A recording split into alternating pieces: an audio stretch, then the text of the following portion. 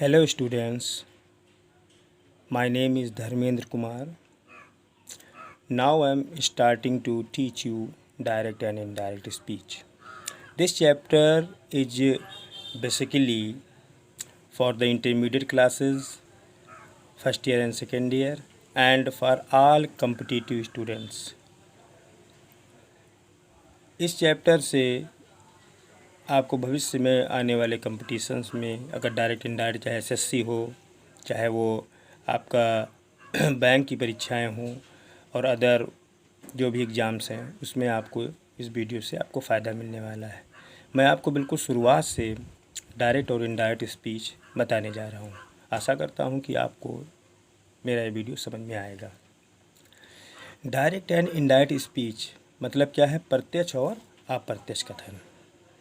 देखिए, किसी भी स्पीच या नरेशन को हम दो भागों में बांटते हैं, डायरेक्ट और इनडायरेक्ट, यानी प्रत्यक्ष और अप्रत्यक्ष। मतलब किसी भी कथन को हम दो तरीके से कह सकते हैं विद्यार्थियों, प्रत्यक्ष और अप्रत्यक्ष।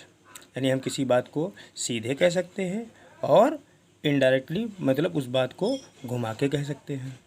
ठीक है, तो प्रत्यक्ष और अप्रत्यक्ष कथन, इसको स्पीच को आप नरेशन भी कह सकते हो, इसका मतलब भी कथन होता है। स्पीच कहिए चाहे नरेशन कहिए, दोनों का मतलब कथन होता है।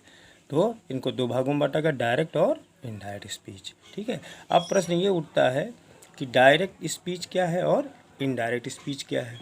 ठीक है, तो डायरेक्ट स्पीच में हम आते हैं प्रत्यक्ष कथन। तो इसमें क्या होता है कि वक्ता के शब्दों को ज्यों का त्यों इन्वर्टेड कामाज में प्रकट करना, यानी वक्ता के शब्दों को ज्यों का त्यों इन्वर्टेड कामाज में प्रकट करना डायरेक्ट स्पीच कहलाता है। वक्ता कौन होता है? स्पीकर। यानी स्पीकर के शब्दों को, मतलब अगर किसी भी वक्ता ने, स्पीकर ने कोई बात कही है तो उसको सीधे उसी के शब्दों में प्रकट कर देना, वो भी इन्वर्टेड कामाज में प्रकट करना डायरेक्ट स्पीच कहलाता है।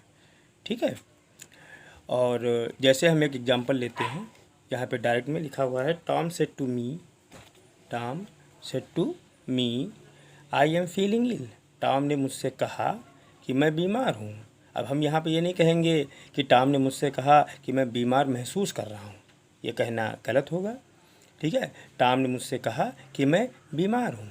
अब इसमें टॉम क्या है? इसमें टॉम स्पीकर है, सेड टू क्या है? ये रिपोर्टिंग वर्ब है, और मी क्या है? ऑब्जेक्ट है। ठीक है, यानी टॉम ने मुझसे कहा कि मैं बीमार हूँ। अब जो इन्वर्टेड कामाज है, मतलब मैं बात कर रहा हूँ इसकी, ये और ये जो इन्वर्टेड कामाज हैं, इसके अंदर का जो पार्ट होता है, इसको हम बोलते हैं रिपोर्टेड पार्ट। ठीक है, अब ये जो रिपोर्टेड पार्ट है, ठीक है, इसमें वक्ता के द्वारा, यानी टॉम के द्वारा, स्पीकर के द्वारा कही गई बात का इसमें वर्णन किया जाता है।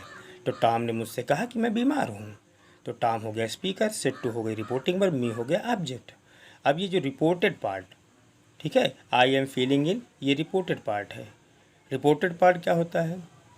The information that is given by speaker, वो सूचना जो स्पीकर के द्वारा दी गई है, that is called reported part. इस पूरे पार्ट को हम क्या बोलते हैं? इस पूरे पार्ट को हम बोलते हैं रिपोर्टिंग स्पीच। क्यों? क्योंकि इसमें रिपोर्टर भी होता है और सूचना देने वाले लोग भी होते हैं। ठीक है, इसमें रिपोर्टर कौन है? भाई टॉम है, हैं, और सेड टू क्या है? आपकी रिपोर्टिंग वर्ब है, और ये मी। तो इसमें रिपोर्टिंग स्पीच इसको इसलिए कहते हैं क्योंकि इसमें सूचना देने वाले लोग भी